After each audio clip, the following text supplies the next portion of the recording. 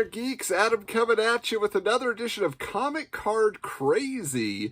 We're continuing our DC Comics series here, and this time around we have a pack of cards that was actually suggested to me by my co-host, Mike Schwartz. This is a series that he collected. I believe he said he even had an entire box of these when he was a kid. And so he said, you know what, you gotta find these. You gotta open up a pack. And so I grabbed one. Here we are with this. This is the SkyBox Master Series DC Comics edition. So these are painted trading cards, painted art on these things, basically like Marvel Masterpieces, but for DC. These are from 1994. And so I'm just trying to think of that era, you know, like where you would see painted covers. I think, you know, Norm Brayfogle was doing some things over at DC at that time. You know, you saw Lobo on the packaging itself, so Simon Bisley was doing stuff like that. Bill Sienkiewicz was very well known, at least at Marvel, specifically for doing a lot of painted covers. So I'm going to be curious to see what artists they were able to bring in for this. So let's check it out. Okay, so here we are with our SkyBox Master Series DC Comics Edition trading cards. This is the Premier Series. Only 6 cards per pack, but I figure they were giving you a work of art, and maybe it was more expensive to produce with getting all the painting people involved there. Is Boris Vallejo going to be in here? Julie Bell? I don't know. They were doing a lot of stuff for Marvel. Did they lend their expertise over there? But let's see what else is going on. So there are some chase cards here. It says the odds of finding foil bonus cards. There's dual Spectra Etch cards, a Superman Sky Disc. Ooh, now I remember these Sky Discs at the time because they were like these hologram circular cards that really had a lot of dimension to them. So that's interesting. Huh. Okay, let's take a look here what we got. Oh, that one's actually like this. Okay. Okay, yeah, so nothing extra special there. No, you know, nothing where they want you to buy a special album or things of that nature. So, all right, let's dig in. Let's see who's inside. Got Lobo on the pack, but what other heroes? If we got a Ray card, I'd be pretty excited. So let's see. All right. First one here. It's a character I can't say I recognize. Mirage? Mirage, is this like a revamped character? Where it was kind of like a new alias for an existing one? Let's find out here. So Mirage, a shapeshifter for the future ruled by Lord Chaos, leads her group of Team Titans in the late 20th century. Recently reunited with her lover, the Nightwing, from her future, Mirage learned too late that he has become the evil Deathwing, transformed by the former new Titan, Raven. Even worse, Mirage is now pregnant with Deathwing's child. Wow, there is a lot of lore there. I guess I didn't read enough Team Titans to remember Mirage, but this sounded kind of intriguing. Painted by Paul Lee, this one. So, there you go. Pretty basic, you know, just a character, a little cityscape in the background. Next one here, let's see. Okay, so we have the Eradicator. All right, starting off with some characters I wouldn't expect to be the subject of a painting, you know? Let's see here. So, an artificial intelligence programmed preserved Krypton's culture. The Eradicator wore the shield of Superman, who was killed by Doomsday, though seemingly destroyed during the raid of the Supermen.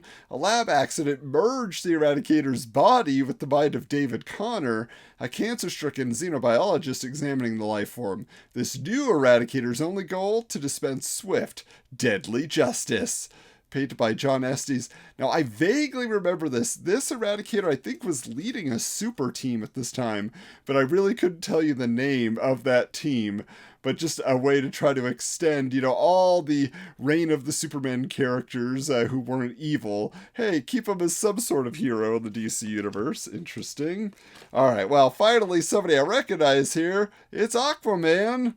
Looking pretty cool underwater. Got some jellyfish hanging around him. I gotta say, of the art we've seen so far, this one is definitely the most appealing. So let's see who's responsible here. Hector Gomez, doing some good work. Okay. Believed to be the son of an Atlantean woman and surface world man, Aquaman was raised first by dolphins, then by a lighthouse keeper, Arthur Curry. Despite incredible strength, remarkable speed, and an ability to communicate with sea life, Aquaman's a man who lost everything: his wife, his son, and his kingdom. His brother is one of his greatest foes, Ocean Master. And yes, of course, now played by Jason Momoa. But at this time, looking quite a bit different. Got some classic gold, orange, and green. All right, let's see who else we got here in the mix. All right, let's grab another character I do not recognize, really. What? Oh, so this is Raven, but again, this is a Team Titans Raven, I'm going to guess, because boy, is this 90s Extreme Bad Girl. I do not remember this at all. Let's find out what's going on. Probably goes along with Mirage there. Okay, founding member of the new the New Titans, Raven now stands as their deadliest enemy. Stopping the evil cult of Azarath destroyed her body, but her soul self, a living darkness that subjects people to their greatest fears, survived. Raven is responsible for unleashing the murderous Deathwing, an alternate future version of Nightwing, and won't rest until all she once loved is destroyed. Painted by John Higgins. Wow, those Teen Titans books.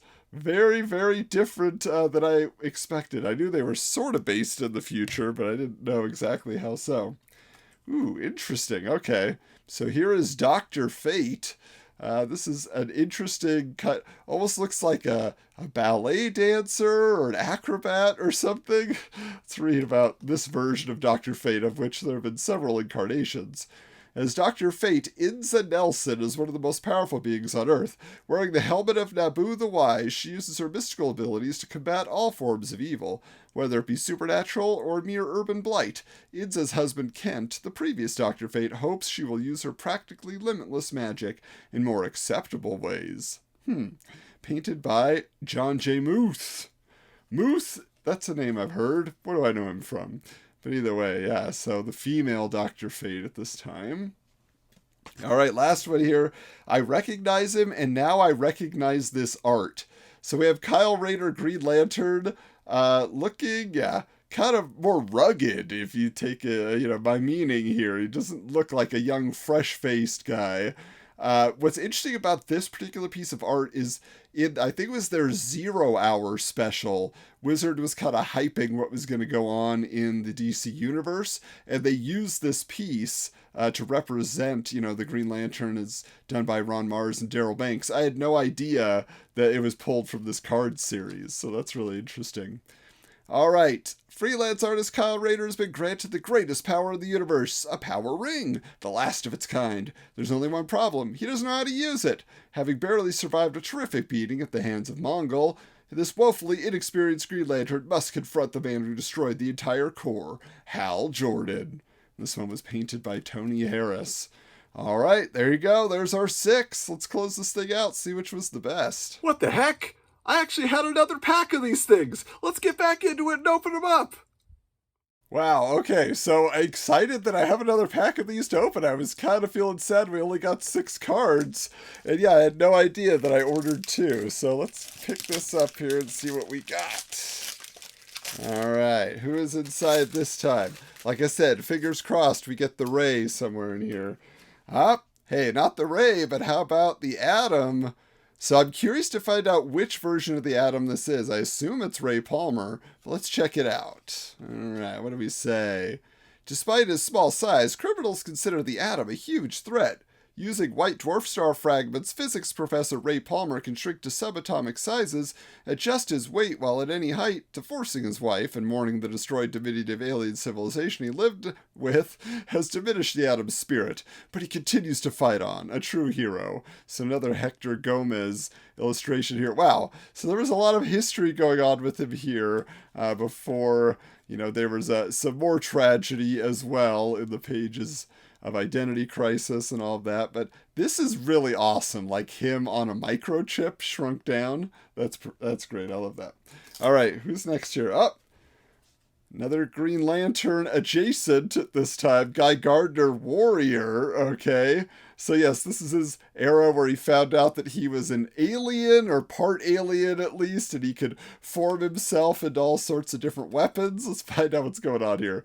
Guy Gardner's been a gym teacher, a prison counselor, and a Green Lantern. Now he's Warrior. And with his power ring, he thought he was unbeatable. That is, until he took on rogue Green Lantern Hal Jordan, who left Warrior powerless to near death. Now he has to find his own strength, or pack it all in for good. With art by Tony Harris. Huh. Okay. Now, was Tony Harris the guy who was doing the Starman covers? Kind of looks that way here. Somewhat familiar. All right. Who's next? All right. Monarch. Okay, so if you're a fan of the Crisis on Infinite Earths, now, are those dead bodies below him? What is going on? Let's find out. Okay, in the 21st century, Hank Hall, the former hero known as Hawk, came into power as the evil world ruler Monarch. In an attempt to stop Monarch before he came into being, the temporal being called Wave Rider inadvertently allowed Hall to become a villain 10 years sooner. Now armed with tomorrow's technology, the ruthless Monarch plans to subjugate Earth today. Painted by John Higgins. Okay, so not Crisis on Infinite Earths. This was Armageddon 2001, right? Isn't that what it came on? And they actually had a different character in mind to be Monarch, if I remember correctly. And then it was, they at the last minute, because word got out, they had to change it to the former Hawk of Hawk and Dove. But I was thinking the Monitor, Monarch, Crisis, all that. Okay, let's see what else we got here. Oh, this is fun. So Deadman. Deadman had a lot of painted covers during the 90s. I think Kelly Jones was doing a lot of them. Let's see who is responsible for this gruesome image. Just look at that face. Okay, so Kent Williams. Not familiar with him, but it says, although trapeze artist Boston Brand was murdered by a man called The Hook, there is a higher power at work, killed to become an avenger for Ramakrishna, a manifestation of Earth's elemental spirit. Deadman continues to walk the earth despite being able to inhabit and control living beings' bodies. Deadman is consumed with loneliness and despair. Ah, perfect for that Vertigo line of comics, right? All right.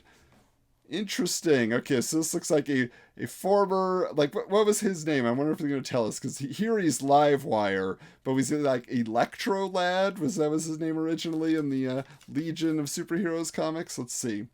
Garth Rands of Winath acquired his lightning-generating powers after surviving an attack by lightning creatures. A co-founder of the Legionnaires, the young hothead called Livewire, currently awaits disciplinary action for accidentally injuring his teammate Cosmic Boy. His punishment won't matter, however, if he and the Legionnaires can't fix the time disturbance that's tearing the 30th century apart. This is by Judah Zversky. That is a pretty intense look. Anything with lightning, right? That's going to get your attention. Electricity. All right, last one here. There she is. Diana Prince herself, Wonder Woman. Yeah, deflecting a bullet just as we would expect to see. That's pretty cool. All right, let's see what they're going to tell us about the state of Wonder Woman at this moment in time. Although she's Themyscira's ambassador, Princess Diana is more widely recognized throughout man's world as Wonder Woman. Despite her superhuman strength, silver bracelets to deflect projectile attacks, and her lasso of truth, Diana prefers handling situations peacefully. At least she did, before Boston's crime lords began threatening her friends. The mob's about to find out just how hard this Amazon can push back. Ah, John Bolton is doing the art here. John Bolton did a cool Army of Darkness, like an adaptation of the movie comic. That's where I know his name from, but I'm sure he's done a lot of other work you guys are aware of. Okay, now that we've opened up 2 packs, let's see which stands out the most.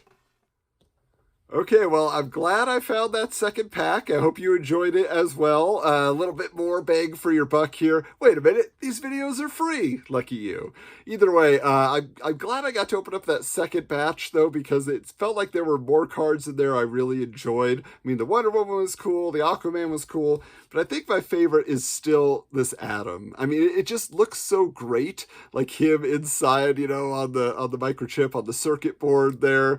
That would be a really fun comic to read, him inside a computer, because not quite the world of Tron, right, where you're there with the bits and bytes. You're just on the physical board, motherboard, whatever it is, the part of that computer he's traversing. So here's what's going on. This is the end of our DC run. It was just a short 3-pack series, but next time around, my buddy Mike Schwartz, who, like I said, is the one who suggested that pack, is going to be joining me. I sent him a couple for us to open together, and these are going to be some Ultraverse cards, okay? There are actually several different series of Ultraverse trading cards over the life of that particular imprint before Marvel bought them. So we're going to open them together. We're going to see what we get, see what excites us most. So I hope that you will stay subscribed here and look forward to that. But of course, if you want to hear more of just Mike and I reminiscing about 90s comics, go on over to wizardscomics.com to check out over almost 270 episodes now of the podcast,